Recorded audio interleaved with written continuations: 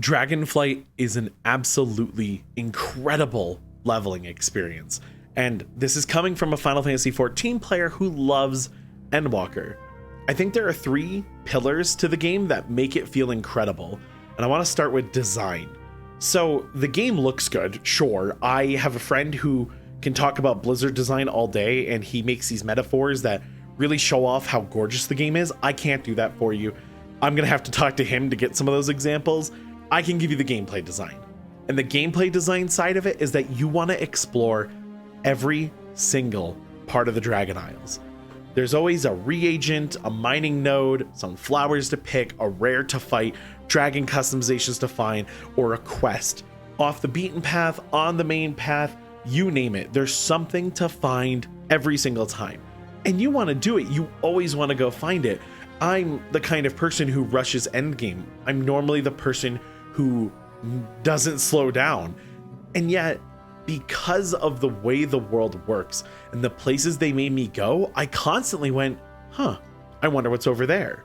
Or, hey, I really want to try going there sometime. I know this is going to sound a little out of left, but Star Fox's design is, as a game, it's fun to fly through a torii gate, right? Those Japanese gates that you find.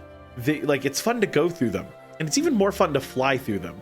And World of Warcraft Dragonflight has tons of things that make you go, I want to fly through that.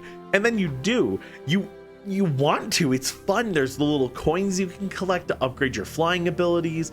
And the movement mechanics feel so fluid and good, but easy to control that it feels like you're on a power trip whenever you're flying anywhere. Short distances become trivialized in a fun way. It's so quick to just go 300 something yards and land exactly where you want to be. When you want to fly across the whole map, it no longer turns into what's the fastest way for me to get there.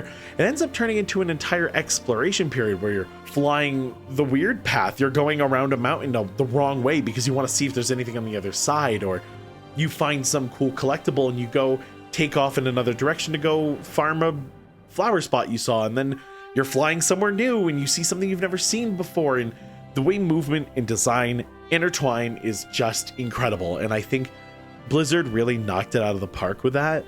But the final bit, this is the bit for me that really keeps me going. It's the writing.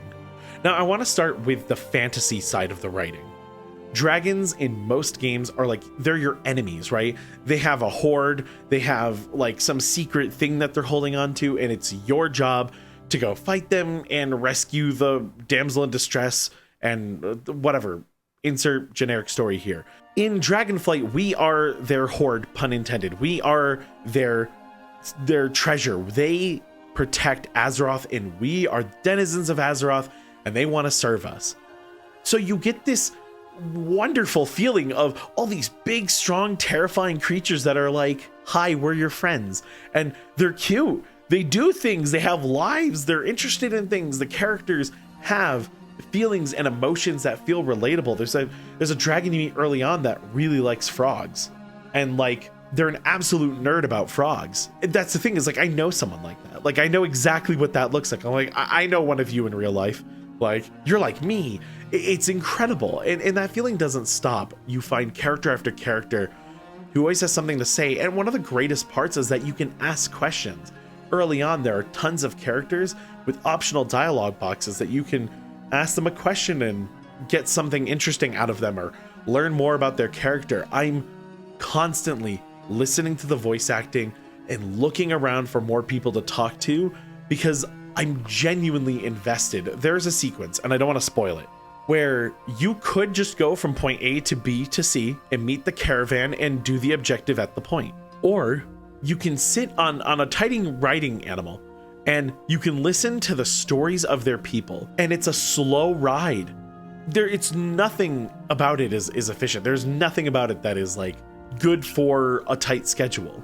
But I went every single time, and I was on the riding animal and I listened to all of the stories because I was so invested in what they had to say.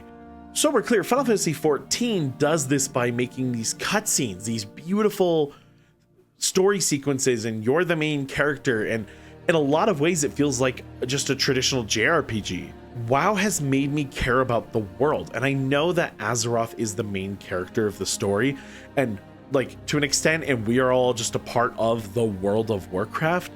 But my God, I never cared about it so much until right now. Shadowlands, I cared, but it felt like, I just felt like something was missing. I liked the characters, I liked the environments, I thought they were cool, but the game didn't make me want to go explore and hear what every single character had to say. This is something else. And I think it's truly spectacular. The dungeons are really fun. The ambiance is just next level.